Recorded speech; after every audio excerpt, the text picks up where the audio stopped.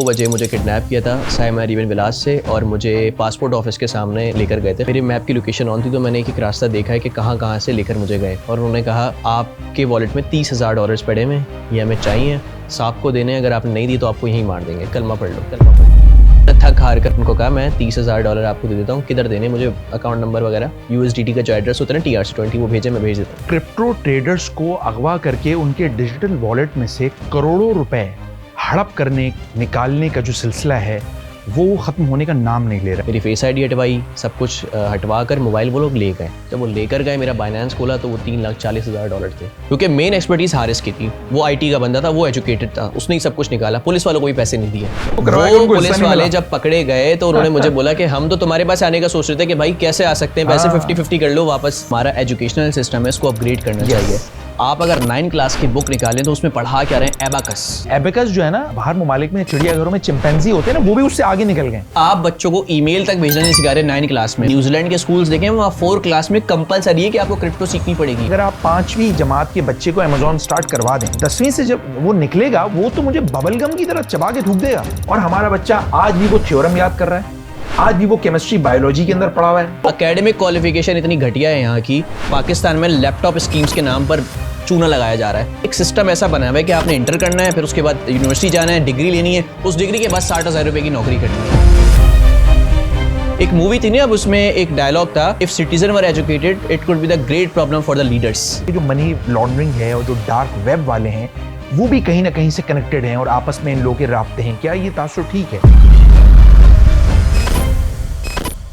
पाकिस्तान में crypto traders को अगवा करके उनके डिजिटल वॉलेट में से करोड़ों रुपए हड़प करने निकालने का जो सिलसिला है वो ख़त्म होने का नाम नहीं ले रहा है। एक बहुत ही तशवीशनाक सूरत हाल है जिस पे आज हम बात करेंगे। इसी तर्ज के वाक़े का शिकार होने वाले सीनियर क्रिप्टो इन्फ्लुएंसर और ट्रेडर मौजूद हैं हमारे साथ। अरसलान मलिक साहब। Arsalan, welcome to the show. Thank you for having me here. 2 साल कबल आपके साथ एक इसी तरह का एक वाक़या पेश आया कि जिसमें आपको मुबैना तौर पे अगवा किया गया। कहाँ ले जाया गया, वो दिन कैसा था? ज़रा थोड़ा सा हमारे व्यूवर्स के साथ उस दिन की कुछ यादें शेयर करें। वो दिन मेरी ज़िंदगी का वर्स्ट एवर डे था। 24 दिसंबर की रात थी और 25 दिसंबर लग चुका था। तकरीबन 2 बजे मुझे किडनैप किया था साइमा रिवन विलास से और मुझे पासपोर्ट ऑफिस के सामने लेकर गए थे। खैर मेरे मुँह पे तो पट्टी बनी हुई थी, बट मेरे मैप की लोकेशन ऑन थी तो मैंने एक रास्ता देखा है कि कहाँ से लेकर मुझे गए। पासपोर्ट ऑफिस के सामने लेकर गए थे और पट्टी बनी हुई थी और उन्होंने कहा कि आपके वॉलेट में $30,000 पड़े हुए ये हमें चाहिए, साहब को देने, अगर आपने नहीं दी तो आपको यहीं मार देंगे, कलमा पढ़ लो, तो अभी दे दो वरना अंदर जाकर बहुत कुटाई होगी। तो मैंने कहा मैंने किया क्या है? कहते तुमने जो है तुम स्कैमर्स के साथ बैठे हुए थे। तो मैंने कहा नहीं है पैसे। मैंने बहुत देर तक अपनी मजम्मत करने की कोशिश की, फिर मैंने उनको एक और अकाउंट दिखाया अपना कि देखो मैं तो जॉब करता हूँ भाई, मेरे पास $0 है, नहीं है पैसे। तो उन्होंने कहा ठीक है फिर कलमा पढ़ लो। तो मैंने थक हार कर उनको कहा मैं $30,000 आपको दे देता हूँ, किधर देने, मुझे अकाउंट नंबर वगैरह USDT का जो एड्रेस होता है ना TRC20 वो भेजे, मैं भेज देता हूँ। उन्होंने कहा कहाँ पर है पैसे? मैंने कहा ये वाले मोबाइल में। उन्होंने कहा दिखाओ। मेरी फेस आईडी हटवाई, सब कुछ हटवा कर मोबाइल वो लोग ले गए। जब वो लेकर गए मेरा बाइनेंस खोला तो वो $3,40,000 थे USDT। तो मेरे कुछ कॉइन्स भी बाय हुए थे $40-50,000 के और $3,00,000 मेरा तकरीबन कैश पड़ा हुआ था उधर USDT में, लिक्विड पड़ा हुआ था। तो उन्होंने सारे के सारे कॉइन्स बेचे और $3,40,000 ऐसे के ऐसे ही अपने वॉलेट में निकाल लिए। उसमें से $2,80,000 $2,90,000 उन्होंने ट्रस्ट वॉलेट में डाले, बाकी के जो थे वो बाइनेंस में डाले। ठीक है, तो वो लेकर पैसे मेरा मोबाइल पूरा रीसेट किया। अच्छा, कुछ साथी उनके कह रहे थे कि मोबाइल का नहीं दो। एक बंदा था जो एक दाढ़ी वाला था, उसने बोला मोबाइल दे दो इसको, दे दिया उसने मोबाइल और मुझे वहीं धक्का दे दिया चलती गाड़ी से और चले गए वो लोग। अच्छा, यानी आप ये कह रहे हैं कि ये जो लोग थे उनको ये सारे प्रोसेस के बारे में पता था? नहीं, उनको असल में ये होता ऐसा था कि कुछ प्राइवेट लोग थे और कुछ पुलिस वाले थे, दोनों मिलकर ये ट्रेडर्स को किडनैप करते थे और जो कुछ आता था 50-50 कर लेते थे। अगर अटैम्प्ट अनसक्सेसफुल गई तो जो प्राइवेट लोग थे वो पुलिस वालों को $20,000 रुपये देते थे कि तुम्हारा खर्चा पानी और पेट्रोल वगैरह का जो लगा है। तो पुलिस की गाड़ी में किडनैप करते थे ये लोग, बाकायदा जैसे रेड पड़ती है ना उठा कर लेके जाते हैं, ताकि कोई आसपास शोर भी ना मचाए और ये भी प्रिटेंड ना हो कि किडनैप हो रहा है बंदा। इस तरह करते थे ये लोग। अरसलान, ये कितनी मेहनत की कमाई थी और उसमें आपका कितना वक्त लगा? मेरा तकरीबन उस वक्त 2020 से कर रहा हूँ तो 25 शुरू होने वाला था, तो तकरीबन 5 साल की मेहनत थी। 5 साल में बहुत बार नीचे गिरा उठा, नीचे गिरा उठा, बहुत मुश्किल वक्त भी देखा, ड्रिप्स भी लगती थी, लॉस जब होते थे बड़े बड़े। तो बहुत मेहनत कर कर ये एक्सपीरियंस लिया था, स्किल ली थी और फिर उस स्किल से मैंने अपने आप को मास्टर करके ये पैसे बनाए थे ट्रेडिंग से, बाकायदा ट्रेडिंग से, बिटकॉइन से, ऑल्ट्स कॉइन से बहुत ज़्यादा मेहनत करने के बाद जमा किए थे ये पैसे, और अचानक वो बस 1 सेकंड में ही ले गए सारे के सारे पैसे। अच्छा, फिर आपने यकीनन पुलिस का दरवाज़ा खटखटाया, FIR दर्ज हुई, तो जो आपके अकाउंट्स मुंजमद करवाने का जो अमल था उसके बारे में बताइए कि वो आपने कैसे उनको लॉक करवाया, उसमें आपको कितना टाइम लगा? मेरे पास 2 ऑप्शंस थे जब हो गया था ना, क्योंकि मेरी ज़िंदगी की सिर्फ यही कमाई थी, यही था मेरे पास, बैंक अकाउंट में भी इतने पैसे नहीं थे। तो मेरे पास 2 ऑप्शन थे कि या तो मैं सुसाइड कर लूँ या फिर लड़ूँ। जब उन्होंने मुझे छोड़ा था ना, ये बात कह कर छोड़ा था कि अगर तुमने पुलिस को कंप्लेन की तो आज छोड़ कर जा रहे हैं, अगली बार मार कर जाएंगे, तो किसी को भी बताने की गलती मत करना। अच्छा, मेरे जहन में एक ही बंदे का नाम आया मेरे कॉन्टैक्ट में, नादिर खाकान अब्बासी का। वो बाइनेंस को देख रहे थे पाकिस्तान में, उस वक्त कोई मैनेजर नहीं था, तो मैंने उनको फ़ोन किया 4-5 बजे कि ये सब मेरे साथ हो गया। उन्होंने फ़ौरन मुझे कहा कि अपना ना आप केस ओपन करो बाइनेंस पर और मुझे केस ID बताओ फ़ौरन। तो मैंने उनकी कॉन्टैक्ट सपोर्ट से रब्ता किया और अपना केस ओपन करा कि मेरे साथ ये फ्रॉड हो चुका है, और केस ID मैंने जैसे ही उनको दी, उन्होंने फ्रीज़ करवा दिया सारा फंड उसी वक्त ओके, 1 घंटे के अंदर। ओके, यानी इसका मतलब ये कि खुदा न खास्ता अगर किसी के साथ ये वाकया पेश आए, सबसे पहले तो वो ये काम करे। ओके, तो उन्होंने फ्रीज करवा दिया, बट फ्रीज वो हो सकता है जो सेंट्रलाइज एक्सचेंज में पड़ा हुआ है, यानी किसी एक्सचेंज में पड़ा हुआ है, किसी एक्सचेंज में पड़ा जो वॉलेट में पड़ा हुआ है, जो कि मेन मेरा पैसा था वो वॉलेट में था, ट्रस्ट वॉलेट में। ओके, तो जो फ्रीज हुआ वो 40,000 45,000 डॉलर था, वो उसी वक्त फ्रीज हो गया। ठीक है। और वो मेरे घर पहुंचने से पहले P2P से 22-25 लाख रुपए कैश कर चुके थे। P2P आपको पता होगा, जहां पर आप डॉलर्स वगैरह सेल करते हो, बाइनेंस मार्केट प्लेस है, एब्सोल्यूट। तो उधर वो सेल कर चुके थे, बाकी का जो था वो फ्रीज हो गया। फिर पहले मैंने ये किया, अगले दिन मैं DIG असद रज़ा के पास गया और मैंने FIR वगैरह करवाई, और फिर ये मीडिया पर इतना ज़्यादा चल गया था, और तो केस पे कार्रवाई बहुत तेज़ी से हुई।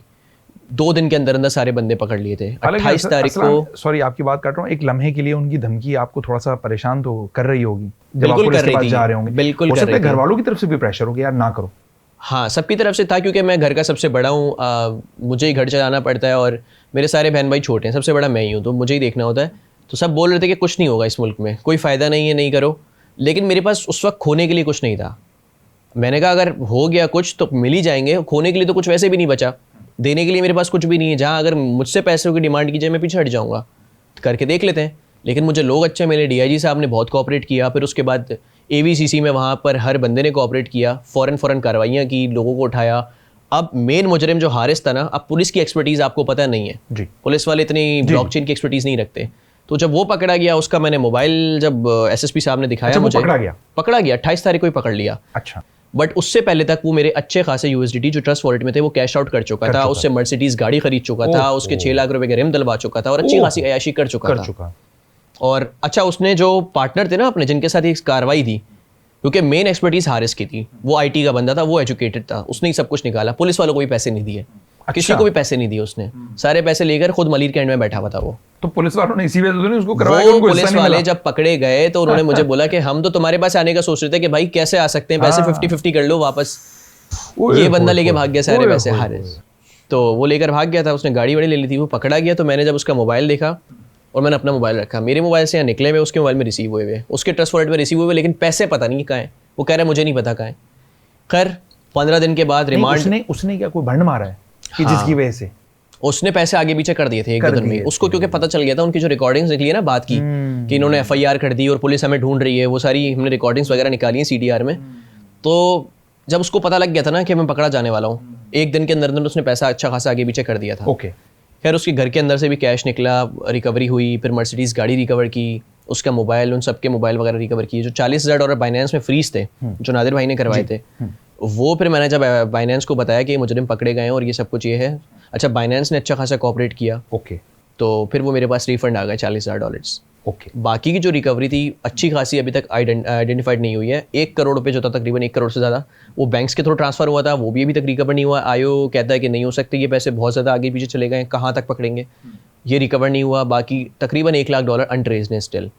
बाकी जो ट्रेस हो गए हैं वो पुलिस के पास हैं, कैश पड़ा हुआ है, मर्सिडीज गाड़ी है। मैं चूंकि ज़ाहिर सी बात है मैं क्रिप्टो के बारे में आपसे ज़्यादा तो नहीं जानता, हो सकता है बचकाना से क्वेश्चन हो, लेकिन क्या इस तरह का जो पैसा है वो इंश्योर्ड नहीं होता है? जैसे बैंकों का जो पैसा पड़ा हुआ होता है वो तो इंश्योर्ड होता है जी, तो इस तरह के पैसे की कोई इंश्योरेंस का सिलसिला नहीं। क्रिप्टो बनाई ही डिसेंट्रलाइज के लिए गई ताकि आप अपने पैसों को खुद ओन कर सकें, कोई इंस्टीट्यूट, कोई एंटिटी, कोई भी बंदा बीच में ना हो। आप अपने पैसे के खुद मालिक हैं। बैंक से अगर आपको 2 करोड़ रुपए निकलवाने हैं, आपको पहले फ़ोन करना पड़ेगा, हालांकि पैसा आपका है, जब चाहे निकलवा लें, लेकिन कुछ सेंट्रल एंटिटी कंट्रोल कर रही है। तो ब्लॉकचेन में ऐसा कुछ नहीं है, जितना पैसा ट्रांसफर करना है निकलवाना है तो आप फौरन निकलवा सकते हैं। ठीक है, अब 2 साल तकरीबन इस वाक़े को हो गया ना, तो जो आपका चार्ज है, जो केस का जो चार्ज फ्रेम है, वो अभी तक क्यों नहीं हुआ, क्या वजह है उसकी?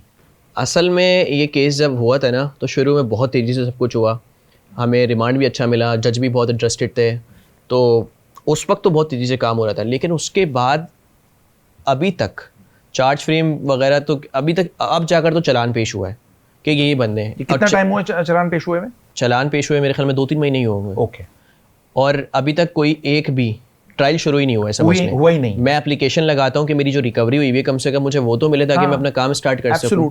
वो भी उस पर कोई रद्द अमल नहीं होता कि जब तक केस शुरू नहीं होगा आपको कुछ नहीं मिलेगा, और केस शुरू होके नहीं दे रहा। वो कभी मुजरिम एप्लीकेशन लगा देते हैं जज चेंज करने की, कभी कुछ होता है कभी कुछ होता है, तो केस शुरू ही नहीं हो पा रहा है, चार्ज फ्रेम ही नहीं हो पा रहा है। और बल्कि 2-3 लोगों की बेलें हो चुकी हैं केस शुरू होने से पहले ही।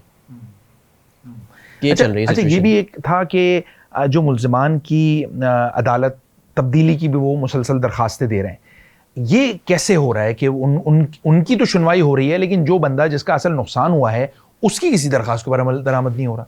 वो इसलिए हो रहा है क्योंकि वो जेल में 2 साल से बंद है, वो भी परेशान हो रहे हैं कि भाई कुछ फैसला हो तो कुछ आगे भी बढ़े, कि भाई हुआ क्या है, हमें भी रिलीफ मिले या सज़ा मिले, जो भी मिले। अब वो देखें मुकर तो नहीं सकते क्योंकि CCTV footage each and everything हर जगह की मौजूद है। नहीं, उन्होंने क्या इकबाल जुर्म कर लिया? वो उन्होंने ना, मैं बता रहा हूँ एप्लीकेशन वाला सीन, उनकी एक सीसीटीवी फुटेज मौजूद है, जहाँ उन्होंने पैसे निकाले, जहाँ जिस होटल पे निकाले वहाँ की मौजूद है। अनडिनायबल, सब कुछ बिल्कुल साफ सुथरा केस है, सिर्फ जज सुने और फैसला कर दे, ऐसा शफाफ केस है। ठीक है।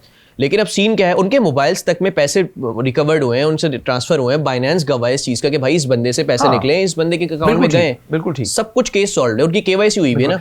यानी आप ये कह रहे हैं कि अगर किसी और मुल्क में होता तो मेरे ख्याल में सुबह जज सुनता और शाम में फैसला कर देता। इतना ईजी केस है भाई, अगवा करते हुए आपकी सबकी पिक्चर्स आ रही हैं, पुलिस मोबाइल निकलते हुए जा रही है, फिर ट्रांसफर आपके मोबाइल से आपकी केवाईसी हुई निकल गया, सब कुछ सबूत है।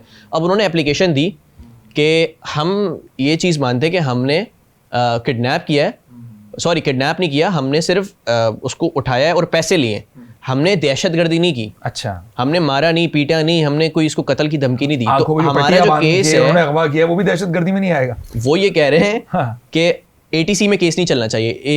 एटीसी जो है ना वो दहशतगर्दी वाली अदालत है। तो हमने तो सिर्फ भाई क्रिप्टो करेंसी निकाली है ना, उसकी सजा दो, हमें यहाँ क्यों केस चला रहे हो? आपने जो चार्जेस फाइल किए हैं उसमें एटीसी की दफा लगी हुई है, उस पे लगी हुई है। ओके, तो किडनैप हुआ है ना, किडनैपिंग फॉर रैंसम है ना, 365A। बिल्कुल है, तो किडनैप तो किया उन्होंने। हाँ, तशद्दुद की अगर बात की जाए तो उन्होंने बस धमकाया है, गन्स दिखाई हैं, लेकिन मारा नहीं है। तो मैं ये, हाँ वो भी ठीक कह रही तरह से कि इधर केस नहीं चलना चाहिए, हमने क्रिप्टो करेंसी निकाली है तो हमें उतनी सज़ा दो। लेकिन पहले उन्होंने जो है सबने एप्लीकेशन दी, मुजरिमों ने, उनके वकीलों ने देखा कि भाई तुमने हमारी परमिशन के बगैर दी कैसे? उन्होंने कहा नहीं मैडम इनकी नहीं है, इनकी नहीं है, इनकी नहीं है। जज ने बोला आप 1 मिनट चुप रहें, आप लोग बताइए एप्लीकेशन किसकी है? आप लोगों ने दी है? सबने बोला, 2 लोगों ने हाँ हमने दी है, सबके साइन हुए थे क्योंकि स्टैंप लगे थे। तो 2 ने बोला हमने दी है, 2 को वकील ने, 2 लोगों के जो वकील थे उन्होंने इशारे कर, उन्होंने नहीं हमने नहीं दी। तो फिर ये एप्लीकेशन फाइल में लगी और मैंने जब आयो से दोबारा पूछा तो वो कह रहा है फाइल में एप्लीकेशन नहीं है। गायब हो गई।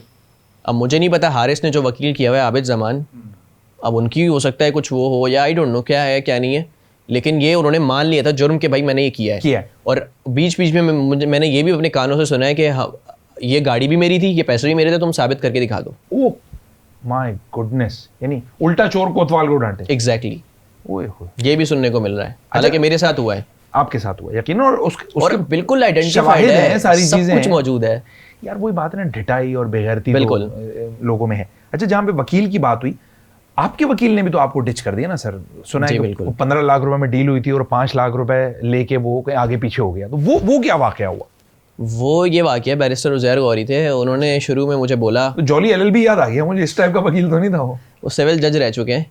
अच्छा जी, तो शुरू में बहुत उन्होंने इंटरेस्ट लिया कि तुम बस टेंशन ना लो और सब कुछ हो जाएगा, मैं हूँ और मैं मैडम से बात कर रहा हूँ, अभी पैसे मिल जाएंगे, अभी मैं बात कर रहा हूँ। अच्छा, और तो मतलब ना मेरा हमदर्द बन के इस तरह से उन्होंने बहुत बार मुझे बुलाया और मुझे तसल्लियाँ दी कि सब कुछ ईजी है, ये तो बहुत 2 महीने का केस है, 6 महीने में सॉल्व हो जाएगा, इस तरह की बातें की। ठीक है, मैंने उनको केस दे दिया।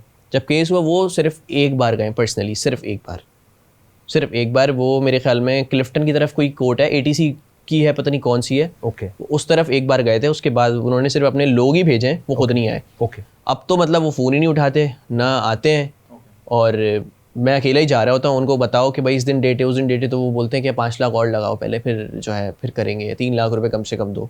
मैं बोलता हूँ केस ही शुरू नहीं हुआ, मुझे कुछ मिला नहीं है, मैं कहाँ से दूँ भाई। एग्जैक्टली। फिर अभी मैंने बीच में एप्लीकेशन लगाने का कहा, भाई मुझे रिकवरी की एप्लीकेशन लगाओ, तो उन्होंने कहा भाई 20,000 रुपये दे दो, ये फला बंदा ये लगाएगा एप्लीकेशन। मैंने 10,000 रुपये दिए, मैंने कहा चलो जिस दिन एप्लीकेशन लगेगी ना उस दिन बाकी भी दे दूँगा। वो ले लिए 12-13 हज़ार रुपये, और भी मतलब 10 नहीं 13 हज़ार रुपये दिए थे मैंने। वो लेने के बाद वो भी नहीं लगी एप्लीकेशन। आप किसी बार काउंसिल गए, आपने किसी जो वकीलों की बॉडी होती है उनसे कहा कि ये सर ये सुलूक कर रहे हैं मेरे साथ, मैं वैसे ही परेशान हाल हूँ, मेरे पैसे गए हैं और ये मेरे 5 लाख रुपए ले गए और आगे से ये वो भी नहीं कर रहा है, तो इस तरह का कोई? नहीं, मैंने कुछ नहीं किया, मैं पीछे हट गया, मैंने कहा देखते हैं अब क्या होगा। 2 साल से जब केस ही शुरू नहीं हो रहा, तो ये अलग रुल रहा हूँ मैं इधर अब अलग। आप मजीद किसी को वकील नहीं कर रहे, अब आप खुद डील कर रहे हैं अपना केस? अभी सरकारी वकील चल रहा है, क्योंकि अभी तो हाई कोर्ट में वो लोग वो लगाते हैं बेल एप्लीकेशंस, वहीं पर ही जाता हूँ। केस ATC में तो चल ही नहीं रहा, अब पूरी कोर्ट चेंज होगी, जज चेंज होगा, फिर वो दोबारा नए सिरे से केस स्टडी करेगा, फिर वो पता नहीं कितना टाइम लगाएगा, 12-15 साल लग जाएंगे मुझे लगता है इस चीज़ में, जबकि सामने केस है। अगर आप भी एक बार फाइल खोल के पढ़े ना, आप बोलेंगे तो सॉल्व इसमें करना क्या है, बस सजाएं सुनानी है। क्योंकि रिकवरी जो हुई है वो भी मोबाइल्स में उनके मौजूद है कि भाई हाँ ये KYC मुकर भी नहीं सकते ना, मोबाइल उनका है। फिर बाइनेंस अकाउंट जो उनका है जिसमें पैसे निकले हैं उसकी KYC होती है ना, जो जिसमें NIC भी लगता है, तो वो तो कोई पीछे हटने का सवाल ही पैदा नहीं होता। फिर CCTV फुटेज मौजूद है, हर चीज़ मौजूद है, क्या रह गया पीछे? बिल्कुल सही। नहीं अरसलान, एक तो वही नेक तमन्नाएं भी आपके साथ हैं, अल्लाह ताला आपकी मदद करे। आपके और भी दीगर साथी हैं, जैसे मेरे पास नाम लिखे हुए हैं, मुंजी है, मलिक ज़मीर है, जयश राव है, आपकी तरह के कई इन्फ्लुएंसर्स और हैं, बड़ी उन्होंने मेहनत से अपने पैसे जमा किए, कुछ वाक़यात उनके साथ भी हुए। तो ये क्या कोई ग्रोह है जिसने आप जैसे लोगों पे नज़र रख के बैठा हुआ है कि यार ये लोग काम करते हैं, एक्सपर्ट लोग हैं, पैसे कमाते हैं, इनको पकड़ना है, इनसे पैसा पकड़ना है? क्या नजर आ रहा है आप? अच्छा, पहले क्या होता था 2010, 12, 15 में कि मोबाइल छीनते थे, सोना छीनते थे, इस तरह की डकैतियां होती थी, बालियां उतरवा लेते थे। बिल्कुल। अब होती हैं डिजिटल डकैतियां। ओके। अब जब मेरे साथ ये हुआ ना, तो बहुत सारे जो काला ब्लैक माइंड रखते हैं, जिनका दिमाग इस तरह का होता है ना, शैतानी दिमाग, उनको ये पता चला कि this is the only way जहाँ पर हम ट्रेस नहीं हो सकते, जहाँ हम पकड़े नहीं जा सकते, जहाँ कोई हमारा रिकॉर्ड नहीं है। तो ये अगर हम काम करें ना, मेरे ख्याल में कानून साजी भी आजकल नहीं है, कानून साजी भी नहीं है, कोई पकड़ नहीं सकता, कोई कुछ कर नहीं सकता, सबसे बड़ी चीज़ ट्रेस नहीं कर सकता। बैंक अकाउंट से करेंगे ट्रेस हो जाएंगे। तो उनको ये रास्ता दिख गया मेरे केस के बाद कि यार ये तो वे बहुत अच्छा है, एक बार इसके साथ तो कुछ हो चुका है, इसके साथ तो अब करने का फायदा नहीं, इसके पास कुछ नहीं मिलेगा, ये वैसे ही रुल रहा है। लेकिन और जो इन्फ्लुएंसर्स हैं वो भी इतना ही कमा रहे होंगे जितना इसके पास था, 5 साल में इसने इतना जमा कर लिया, तो ये भी तो कब से काम कर रहे हैं, तो इनको हम वो करें। अच्छा, ये मुझे ऐसा लगता है कि इदारों के इन्वॉल्व हुए बगैर कोई नहीं कर सकता। इतनी एक्सपर्टीज़ किसी की नहीं है कि वो बिल्कुल करंट पिन लोकेशन ट्रेस करें, हर एक चीज़ ट्रेस करें और उसको पता हो कि वॉलेट में इसके कितने पैसे हैं, सब कुछ पता होता है उनको। तो मांझी के साथ भी हुआ, वो बहरिया टाउन से आ रहा था, उसको मेन हाईवे पर उन्होंने जो है वो वहाँ से उठा लिया। तो ऐसे ही मलिक ज़मीर के साथ वो DHA से आ रहा था, उसको वहाँ रोका, कैफ़े से आ रहा था वो, तो वहाँ पर जैक का डाला, उसको साइड में लगाया, अपने डाले में लेकर ले गया, उसको 26 घंटे रखा। उसके अकाउंट में इतने पैसे नहीं थे, उसके घर से कैश मंगाया, फिर जाकर जो है उसको फिर छोड़ा 26 घंटे के बाद। तो और ये डिफरेंट लोग ये आपके वाकये के बाद हुआ है सारा मेरे वाकये के मुतालिक लड़का है, उसके साथ भी हुआ। तो आपको आपके वाकये के बाद उनकी तरह थोड़े से कान खड़े नहीं हुए कि यार हमारे साथ ये ना हो जाए, तो उन्होंने कुछ प्रिकॉशनरी मेजर्स नहीं लिए आपके वाकये के बाद? मेरे वाकये के बाद किसी के मुजरिम ऐसे पकड़े नहीं गए, मुताल के पकड़े गए। मैं उसकी बात नहीं कर रहा, मैं ये कह रहा हूँ कि टेक्निकली जैसे अगर फर्ज करें वो अपने अकाउंट्स को किसी तरह फ्रीज कर लेते, मुझे नहीं पता एग्जैक्टली क्या हो सकता है, लेकिन हो सकता है कोई टेक्निकली आप अपने पैसों को सिक्योर कर लेते, ना ट्रांजैक्शन हो सकती, या ऐसा भी कुछ, कोई ऐसी चीज नहीं है? नहीं, ऐसा कुछ नहीं होता। वो एक फिजिकल वॉलेट होता है, कोल्ड वॉलेट जिसको कहते हैं, लेजर, वो USB की तरह होता है। यानी आपको एक्सेस मिल गया तो फिर पैसे गए, चाहे वो कोई भी करे, फेस ID मिल गई, सब कुछ मिल गया, तो फिर उसका कोई रिटर्न नहीं, कोई कर सकता है। बिल्कुल। और क्रिप्टो में एक बार पैसा चला गया तो वो वापस नहीं आता। सबसे सेफेस्ट जो होता है वो कोल्ड वॉलेट होता है, लेजर, सिर्फ USB की तरह, उसमें आप पैसे डालें, वो इंटरनेट से डिस्कनेक्ट हो जाता है, फिर आप वो जेब में रख के घूमें, कोई कुछ नहीं कर सकता, वो USB है। और अगर वो एक्सेस कर भी ली किसी ने, तो उसकी जो फ्रेज कीज होती है ना, वो बहुत हार्ड होती हैं, वो कोई याद नहीं कर सकता, तो कोई कुछ भी कर ले, उधर से पैसा नहीं निकाल सकता कोल्ड वॉलेट से। उसका ये सीन होता है। बाकी जो इन्फ्लुएंसर्स के साथ जितने भी सॉरी मैं आपकी बात कर रहा हूँ, जितने भी इन्फ्लुएंसर्स हैं ये जिनके, उनके केसेस भी आप ही की तरह धीरे धीरे चल रहे हैं, या उनमें किसी में कोई स्पार्क आया है, कोई उम्मीद हुई है? मेरा तो केस फिर बहुत वायरल केस था, पाकिस्तान का सबसे बड़ा CNBC, गार्जियंस, बड़े बड़े न्यूज़पेपर्स पर आया था, तो जब जाकर उस पर जो है ना बहुत तेज़ी से काम हुआ, और अब ठंडा हो गया, कहीं पर नहीं आ रहा। तो इनका तो बेचारों का कुछ हुआ ही नहीं है भाई, इनका तो समझ लें कि अभी कार्रवाइयाँ ही चल रही हैं बस, अभी तक बंदे ही नहीं पकड़े गए, तो आगे क्या होगा। हाँ, उसके मुताल के जो एक केस हुआ उसके बंदे सब पकड़ लिए, डाला रिकवर हो गया, उसके पैसे भी रिकवर हो गए, उसके $8,000 थे, बाकी किसी के नहीं सारे हुए। हाँ हो गए उसके 8,000, उसकी सोर्स बहुत अच्छी थी, इस वजह से शायद उसके रिकवर हो गए। सोर्स तो खैर हमारी भी बहुत अच्छी थी, लेकिन अब केस बहुत बड़ा था, बहुत सारे लोग इन्वॉल्व हो गए थे इसलिए। अच्छा, ये जो रैकेट है सारा, जो इस तरह से लोगों को उठाने का और फिर उनके पैसे निकालने का, उसमें कहा जा रहा है कि जो मनी लॉन्ड्रिंग है और जो डार्क वेब वाले हैं वो भी कहीं ना कहीं से कनेक्टेड हैं और आपस में इन लोगों के राब्ते हैं। क्या ये तासुर ठीक है? बिल्कुल ठीक है। डार्क वेब तो बिल्कुल डिफरेंट टॉपिक हो जाएगा, डार्क वेब के बारे में बात करते हैं। बट ये जो मनी लॉन्ड्रिंग है, मनी लॉन्ड्रिंग क्रिप्टो के थ्रू, ईजीएस्ट वे मनी लॉन्ड्रिंग करने का क्रिप्टो के थ्रू मैं आपको बताता हूँ। आपके पास कमरा भर के कैश पड़ा हुआ है, ठीक है, या आपके पास 12-15 करोड़ रुपए कैश पड़ा हुआ है, अब आपको इसको मूव करना है किसी और कंट्री में, ठीक है, तो सिंपली आप किसी मर्चेंट से रब्ता करेंगे कि मेरे पास इतना कैश है, मुझे USDT चाहिए। ओके, वो मर्चेंट आपसे कैश लेगा और आपको USDT दे देगा। आपने बाइनेंस अकाउंट में या अपने ट्रस्ट वॉलेट में USDT डाले, मोबाइल रखा जेब में, और आप दुबई चले गए या किसी भी कंट्री में चले गए, वहां पर तो शॉप्स बनी हुई होती हैं, वहां तो क्रिप्टो लीगल है, ATM बने हुए, वहां से आपने पैसा निकाला और आपने कुछ भी ले लिया, प्रॉपर्टी ले ली, किसी को क्या पता कितना पैसा आपने मूव करा। अगर आप बैंक अकाउंट में करते, ट्रांसफर करते, तो साइड सी बातें ट्रेस हो जाते, तो ये मनी लॉन्ड्रिंग का बहुत ईजीएस्ट वे है क्रिप्टो, और ये हो रहा है, और बहुत हो रहा है। ये तो मैं आपको कुछ करोड़ों में बात कर रहा हूँ, अरबों में कहानी है, ये तो बहुत हो रहा है। और बाकी कॉल सेंटर वाले भी बहुत ज़्यादा अपना पैसा क्रिप्टो के थ्रू वाइट करते हैं। और अभी तो आजकल लोग जो अवेयर हैं क्रिप्टो से, वो जानते होंगे कि कुछ लोग आपसे रब्ता करेंगे और आपको बोलेंगे कि लेवल 5, लेवल 4 का हमें अकाउंट चाहिए बाइनेंस का, हमें इसमें फंड उतरवाना है $1 million to $10 million, आपको 5% हम देंगे ट्रांजैक्शन का। आपने कुछ नहीं करना है, सिर्फ आपके अकाउंट में पैसे आएंगे और आपने 5 डिफरेंट अकाउंट में पैसे भेज दें, $50-60 आपको हम उसका देंगे। तो वो सारा का सारा ब्लैक मनी है।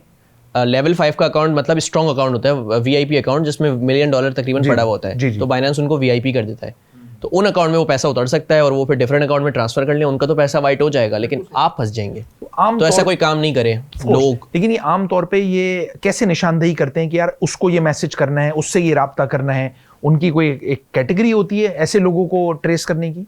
किस टाइप के? मतलब आप कह रहे हैं ना कि आपको एक मैसेज आएगा, हाँ, वो कौन लोग होते हैं जिनको ये मैसेजेस आते हैं? जैसे किसी का कॉल सेंटर है, उसने बोला यार मुझे ना ये पैसा वाइट करना है, क्रिप्टो के थ्रू करना है, तो मुझे कोई बंदा दो ऐसा जो अपने अकाउंट में पैसा उतरवा ले और मेरे 4-5 डिफरेंट अकाउंट्स में पैसे भेज दे। अब मेरे अकाउंट से आएंगे ना उसके पास, तो वो बोल सकता है मुझे तो फला बंदे ने भेजे। अब अगर वो डायरेक्ट अपने अकाउंट में मंगाएगा, बाइनेंस भी तो सेंट्रलाइज एक्सचेंज है ना, उसके पास भी तो रिकॉर्ड होता है सबका। तो अगर बाइनेंस ने मांग लिया कि प्रूफ ऑफ फंड क्या है, कहाँ से आया पैसा, कहाँ से कमाया, उसका प्रूफ दो, तो फंस गए वो। मुझसे तो मांगेगा नहीं, मेरी वॉलेट में $1 million एवरी टाइम पड़ा होता है। तो वो इसलिए ये वाले अकाउंट्स ढूंढते हैं कि भाई आप अपने अकाउंट में मंगाओ और फिर 5 डिफरेंट अकाउंट में ट्रांसफर कर दो। ये स्कैम आजकल बहुत पीक पर चल रहा है। बिल्कुल जी, बिल्कुल।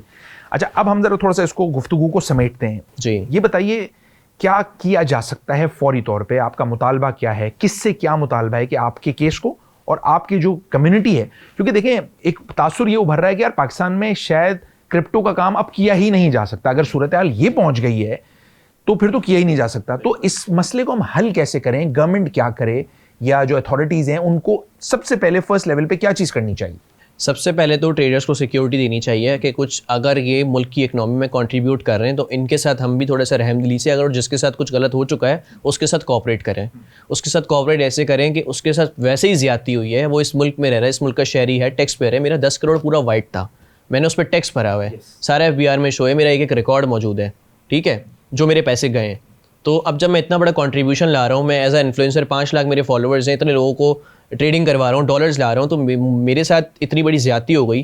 और 2 साल से मेरा केस शुरू नहीं हो रहा है, तो ये तो ज्यादती है सीधी सीधी। तो गवर्नमेंट को ये चाहिए कि कम से कम हमारे ऊपर थोड़ी सी तवज्जो दें। इकनॉमी में IT वाले कंट्रीब्यूट कर रहे हैं और इसको थोड़ा सा जो है हमें सिक्योरिटी वगैरह दें और केसेस को थोड़ा जल्दी सॉल्व करवाएं, जितना इन्फ्लुएंसर के साथ ये हो चुका है।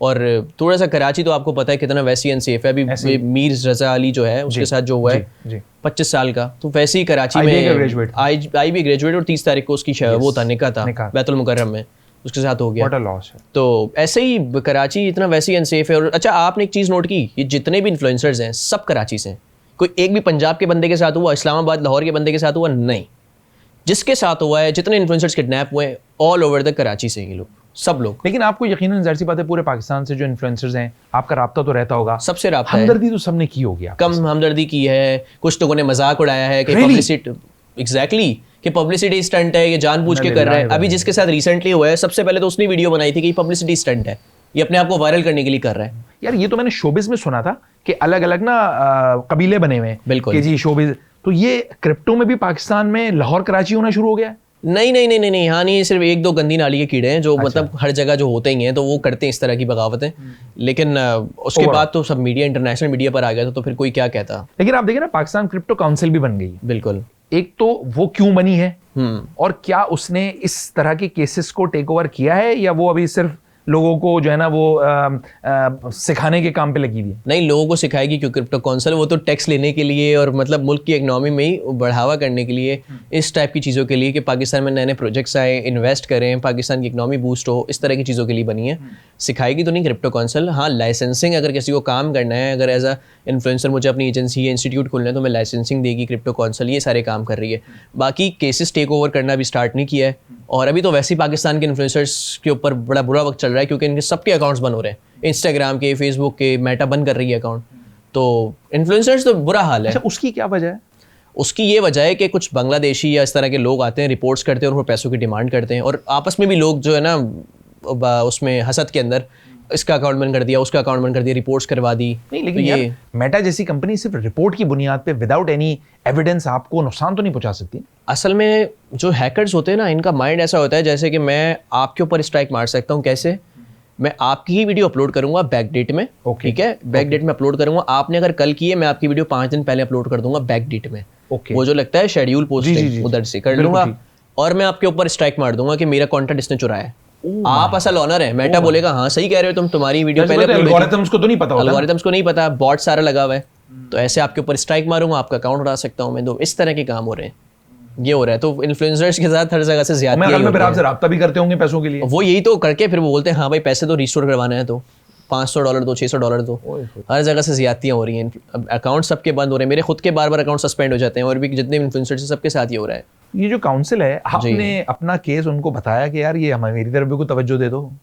काउंसिल में अच्छा, बिलाल भाई ने बड़ी हेल्प की थी, वकार सकर ने बड़ी हेल्प की थी जब मेरा केस हुआ था। बिलाल बिन साकिब जो लगे हुए, इन्होंने बीच में पढ़कर जिस बंदे के पास पैसे थे ना, हारिस ने जिस बंदे को भेजे थे, जिससे यूनिवर्सिटी कैश करवाए थे, वो बंदा आइडेंटिफाइड करके सामने ले आए थे। ये दोनों वकार सकर और बिलाल बिन साकिब ले आए थे। अच्छा, इन्होंने मुझे गूगल मीट पे उसकी बात भी करवा दी थी, बट वो बंदा अभी तक मेरे सामने नहीं आया, क्योंकि वो डर रहा है, पुलिस उसको धमका रही है कि उसको अरेस्ट कर रही है। हालांकि उसका कोई कसूर नहीं है, उसको केस से कोई लेना देना नहीं है, ये तो सब जानते हैं।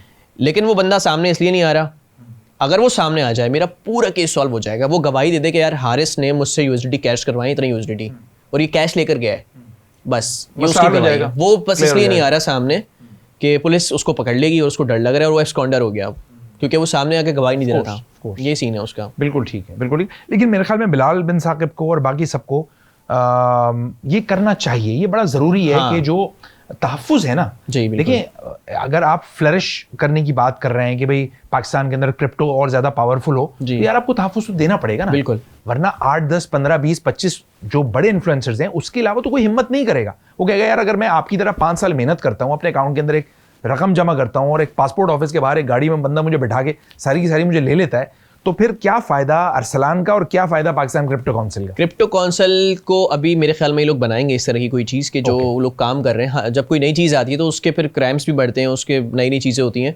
तो जब क्रिप्टो काउंसिल अपना, अभी तो फिलहाल इस बार टैक्स में भी उसका कोई 0% टैक्स है स्टिल, अगले साल से लगेगा टैक्स। तो जब क्रिप्टो काउंसिल ऑफिशियली आ जाएगी ना, अभी बाइनेंस का ऑफिस भी ओपन हो रहा है इस्लामाबाद में, ऑफिशियल ऑफिस, तो फिर वहाँ पर फिर जो अच्छी खासी चीज़ें बेहतर हो सकती हैं आने वाले वक्त में, और फिर इसका जो क्राइम वगैरह होगा तो वो भी क्रिप्टो काउंसिल ही सारा कुछ देखेगी।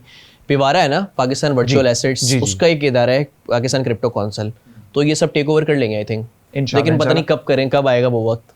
मेरी आपसे एक दर्दमंदाना दरख्वास्त भी है बिलाल भाई, अगर आप मुझे देख रहे हैं या बाकी लोग मुझे देख रहे हैं, तो प्लीज़ हम कराची के जो लोग हैं ना, बड़ी मेहनत से और बड़ी मोहब्बत से काम करते हैं, वर्किंग आवर्स बहुत ज़्यादा होते हैं, 16-16, 17-17 घंटे काम कर रहे होते हैं, सिर्फ इसलिए कि हम अपने फैमिली को भी फ़ायदा पहुंचाएं, मुल्क को भी फ़ायदा पहुंचाएं। तो बड़ा तकलीफ़ दे सूरत हाल है, तो ज़रूर इसके ऊपर आप एक्शन लें और इस पे कुछ ऐसा करें कि आगे लोगों को क्रिप्टो में काम करने की तहरीक हो, वो खुद आए। वो ये ना हो कि वो उनको ये लगे कि नहीं यार आगे हमारा कोई तहफ़्फ़ुज़ नहीं है, या तो हम कहीं बाहर जाके काम कर लें या फिर हम कोई और काम कर लें। तो एक बड़ी दर्दमंदाना मेरी आपसे दरखास्त है। बाकी सारी चीज़ें इवन कराची में आप देखें कि हमारा कितना बुरा हाल है, हमें ना रोड्स दिए जाते हैं, हमें ना सिक्योरिटी दी जाती है। हमारे साथ ज़्यादातर सारे क्राइम्स कराची में ही होते हैं। मोबाइल की छीना झपटी, गैर मकामी आते हैं, मोबाइल छीन लेते हैं हमारे, रोड्स हमें दे नहीं रहे। पाकिस्तान में कितना बड़ा कंट्रीब्यूट कर रहा है कराची, कितना टैक्स दे रहा है, और आप पंजाब इस्लामाबाद हम जाएँ, उनके रोडों पर खड्डे नहीं मिलते, आप थक जाएंगे। तो कराची के साथ तो वैसे ही ज़्यादती हो रही है। अगर ये जो सिंध हुकूमत है, अगर इनको पता चल जाए, अगर ये डिफेंस और शारा फैसल से निकलें तो ये खुद अपने आप को वोट नहीं देंगे, अगर इनको पता चल जाए कि क्या हाल है कराची का। यानी कुछ शहरों को प्लान करके बनाया जाता है, ऐसा लगता है इस शहर को प्लान करके बिगाड़ा जा रहा है, मतलब बिगाड़ा जा रहा है, हर जगह खोदो, बस खोदो। है ना, रात को एक कमेटी बैठती होगी और वो सोचती होगी यार हम ना कैसे बर्बाद, किस किस जगह को बर्बाद करें। अच्छा ये बाग है, चलो यार ये तुम करो, ये तुम करो, ये तुम करो, ऐसा लगता है खोद के छोड़ दो, है ना। ऐसा ही है, बस अल्लाह रहम फरमाए। आप चूंकि आए हैं, हम आपके यहाँ पे आने का फायदा उठाया जाए। मेरे जैसा जो बिल्कुल एक क्रिप्टो को ना समझ में आने वाला जो एक बंदा है जी, एक तो वो डर गया है, सच्ची बात है कि यार मैं इस क्रिप्टो में काम करूं या ना करूं। बहुत सारे आपके ना एंटेने खड़े हो जाते हैं। लेकिन फिर भी अगर मैं थोड़ा सा क्रिप्टो स्टार्ट करना चाहूं, कहां से स्टार्ट करें, कैसे करें, ये क्या है, इसको समझने के लिए क्या आपको अकाउंट्स आना चाहिए, मैथ्स आना चाहिए, या क्या इसकी एक वो होती है? मैथ्स तो आनी चाहिए आपको, थोड़ी सी चाहिए, बिल्कुल। मैथ्स अगर आएगी तो ये जो आर्टिस्ट लोग हैं वो ज़हमत अरे सब करें, सब करें। क्रिप्टो कोई भी कर सकता है। मेरा भाई है 16 साल का, वो क्रिप्टो करता है, मेरी बहनें करती हैं, सब छोटे, तो सब कर सकते हैं ट्रेडिंग। सही है ट्रेडिंग में, लेकिन लोगों को ये लगता है कि एक बाय और सेल का बटन है, बस वो दबाना है आपको और आप बाय कर लोगे और सेल कर दोगे। ऐसा बिल्कुल नहीं है। उसके देखें बाय और सेल 1 सेकंड में हो जाता है कोई भी चीज़, लेकिन उसको समझने की कि क्या चीज़ खरीदनी है, क्या चीज़ बेचनी है और कब खरीदनी है, कब बेचनी है, ये समझने में इंसान को सालों लगते हैं। शुरू में देखिए 4 स्टेजेस होती हैं। एक्साइटमेंट स्टेज, जहाँ सिर्फ आपको प्रॉफिट हो रहा होगा, आप पैसे बना रहे हो और आपको लगेगा कि मेरा फ्रीडम है, ये मतलब मैंने एक ऐसी फील्ड पकड़ ली है जहाँ बस पैसा बनेगा। बिल्कुल ठीक है। तो ये जब खत्म होती है तो स्टार्ट होती है पेन स्टेज, जहाँ आपको लॉसेज होते हैं, जहाँ आपको झटके लगते हैं बड़े बड़े, जब फिर आप उधार लेते हो, कर्जे में आते हो, इन्वेस्टर्स पकड़ते हो, और ये आपको करना पड़ेगा। अगर आपको सिर्फ ट्रेडिंग की फील्ड आपने चूज की ना कि मुझे ट्रेडर बनना है, तो आपको ये झटके लगेंगे। फिर पेन स्टेज आएगी। पेन स्टेज में आपको बहुत सारी चीजें, बहुत दुख दर्द होंगे, और ट्रेडर का दुख ट्रेडर समझ सकता है और कोई नहीं समझ सकता, क्योंकि यहाँ पर हमें पीकेआर में लॉस नहीं हो रहा होता, डॉलर्स में हो रहा होता है, और मुझे ओवरनाइट 2-2 लाख डॉलर का भी लॉस हुआ है। तो मेरी सिचुएशन मेरी अम्मी समझ सकती है, मैं समझ सकता हूँ। मैं बता रहा हूँ तो इधर वो इमोशंस इन्वॉल्व नहीं हो सकते, बता ही नहीं सकता, मेरे फेस पे भी नहीं आएगा। तो पेन स्टेज के बाद आता है इंसान को लर्निंग स्टेज, जहाँ वो लूप होल्स पकड़ता है मार्केट के, वहाँ चीज़ों को वो अंडरस्टैंड करता है कि हाउ इट वर्क्स। तो फिर वो जब चीज़ें अच्छी खासी समझ लेता है ना, फिर एंड में एक ऐसा वक्त आता है कि आप सक्सेसफुल हो जाते हो ट्रेडिंग में। आपको 3-4 साल लगेंगे, लेकिन अगर आपने ठान ली, पेन स्टेज में अच्छे खासे लोग 90% लोग ट्रेडिंग छोड़ देते हैं। कुछ लर्निंग स्टेज में जो ठान लेते हैं कि मुझे यहाँ से कामयाब होना है, तो वो फिर जो है आगे बढ़ते हैं और एंड में सक्सेसफुल वाले स्टेज पर चले जाते हैं। 4 साल 5 साल के बाद मैं बताता हूँ, मैंने 3 साल बहुत लॉस किया है। 2023 तक मेरे पास सिर्फ $30,000 थे, जो मैंने 3-4 साल में as an influencer, as a promotional videos भी आती हैं, सब कुछ होता है, 4-5 सोर्स ऑफ इनकम्स थी, वो सबसे $30,000 जमा किए थे। लेकिन 24 जो साल थे ना, मैंने $3,40,000 उस $30,000 से बनाए थे फ्रॉम बिटकॉइन स्कैल्पिंग। स्कैल्पिंग से।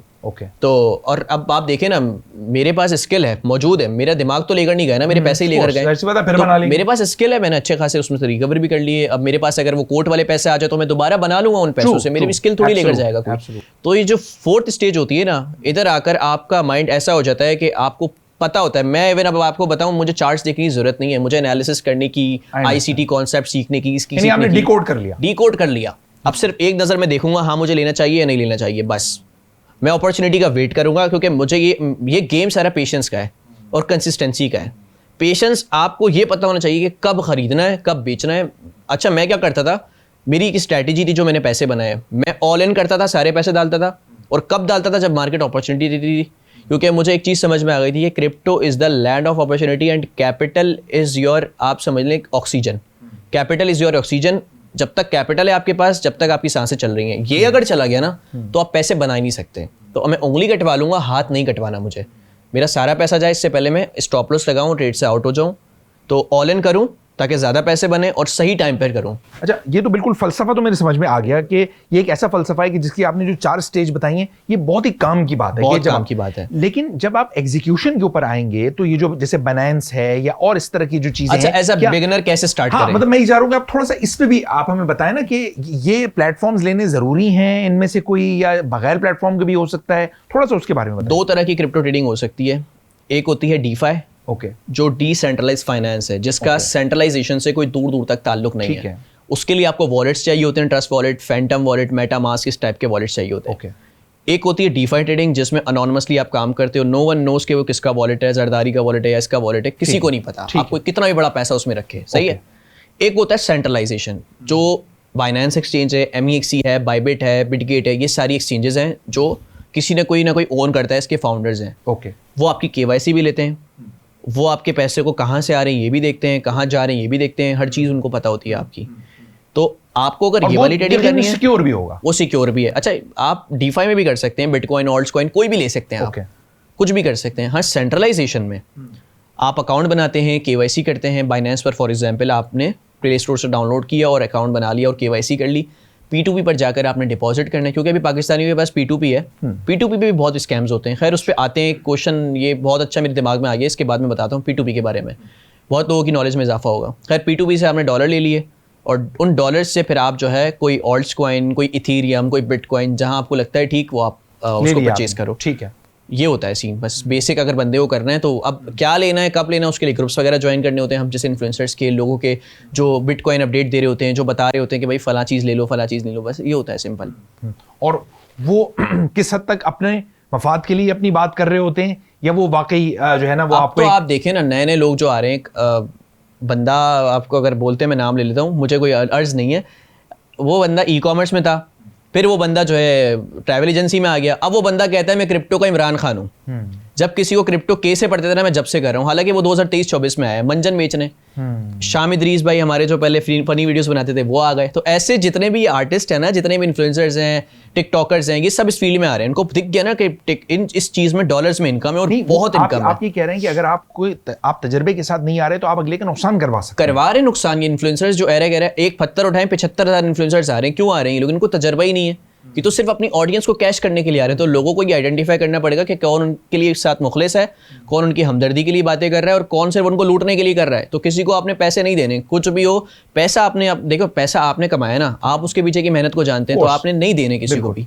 उसका दुख आप ही समझ सकते हो। तो किसी इन्फ्लुएंसर्स को पैसे नहीं देने, आप खुद सीखो, हाँ फॉलो करो सबको, लेकिन लास्ट डिसीजन आपको, किसी को पैसे ना दो। ये नहीं हो सकता कि जो आपकी जो काउंसिल है वो ये कह दे कि जी, जैसे हमारे यहाँ मीडिया के अंदर ना कुछ लोग ऐसे होते हैं कि जिनको बोलने की इजाजत होती है स्ट्रेटेजिक मामला, हाँ, हर कोई नहीं बोल सकता, बिल्कुल ना। तो हमारे यहाँ ये जो है ना वो एक तरह से लोगों को वो करवा दिया गया, फिल्टर करवा दिया गया। तो आपकी जो काउंसिल है वो भी ये नहीं कह सकती यार इससे सुन लो, ये जो बात कर ले ठीक है यार, इसकी मान लो, लेकिन इसकी नहीं मानना, इसकी नहीं मानना, इसकी नहीं मानना। ये तो ऐसा नहीं हो सकता, क्योंकि जिसके पास मोबाइल है वो जाहिर सी बात है, कैमरा है उसके पास, तो वो उठाकर कुछ भी बोलेगा और लोग कोई रोक नहीं सकता।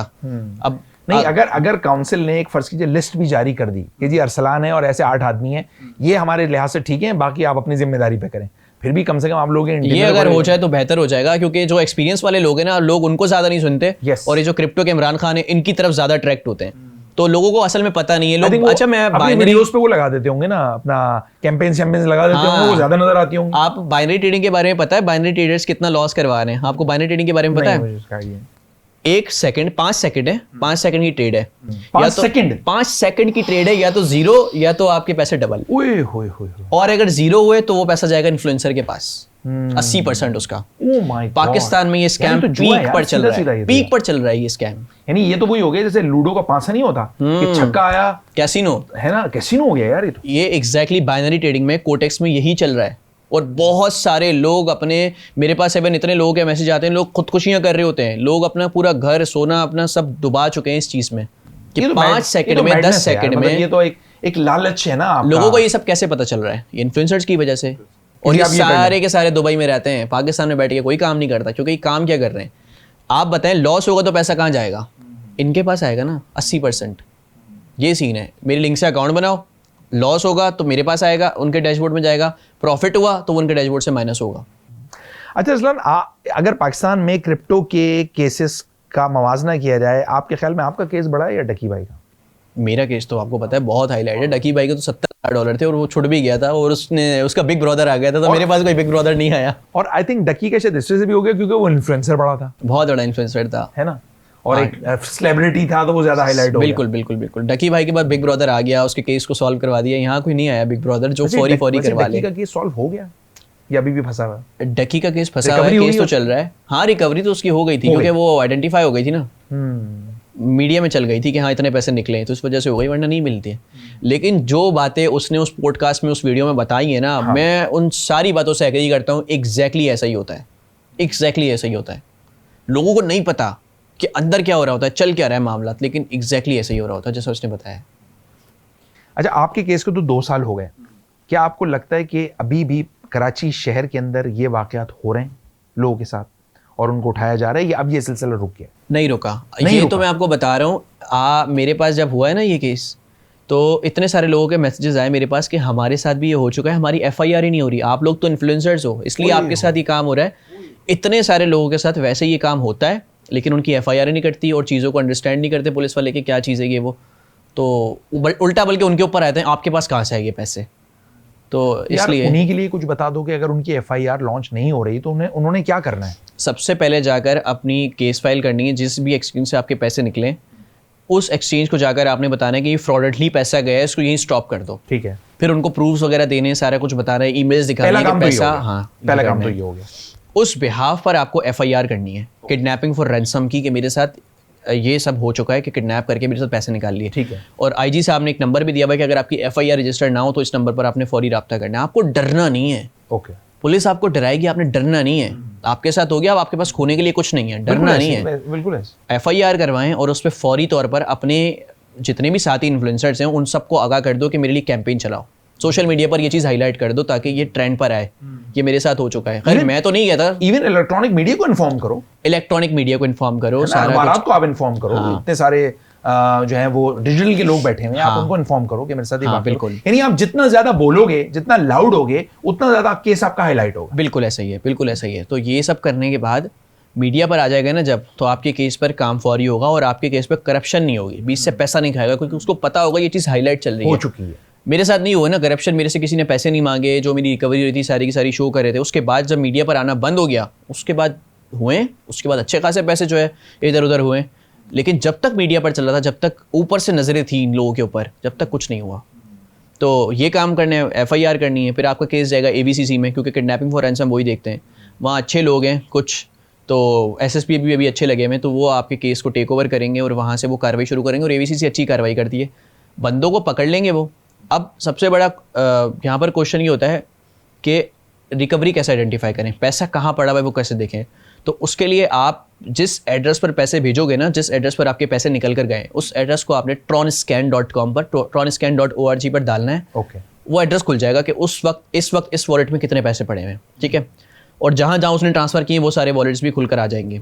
तो आपने वो वॉलेट आइडेंटिफाई करना है कि इस वक्त इस जगह पर मेरा पैसा पड़ा हुआ है। और अगर कोई वो एक्सचेंज का वॉलेट है तो फौरी तौर पर आप कोडेक्स के थ्रू, कोडेक्स एक प्लेटफॉर्म है जो कि एंटिटीज़ को बाइनेंस के साथ या किसी भी, जैसे नेस्ले के साथ अगर आपको बात करनी है, किसी के साथ भी, तो कोडेक्स के थ्रू बात कर सकते हैं हम। तो कोडेक्स बाइनेंस से आपका रब्ता करवाएगा, उन एड्रेस की KYC आप लें बाइनेंस से, वो SSP ले सकता है।